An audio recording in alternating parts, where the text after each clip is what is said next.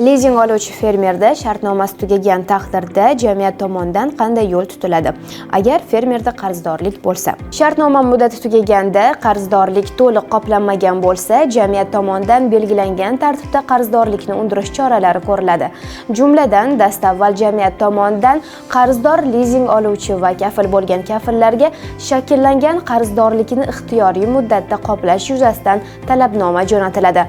Qarzdor lizing oluvchi ushbu talabnomani e'tiborsiz qoldirgan taqdirda qarzdorlikni va o'z vaqtida to'lanmagan qarzdorlik natijasida shakllangan neostoykani qarzdor lizing oluvchi va shartnoma shartlariga muvofiq unga kafil bo'lgan kafillardan undirish maqsadida sudga murojaat qilinadi va sud tartibida undiriladi.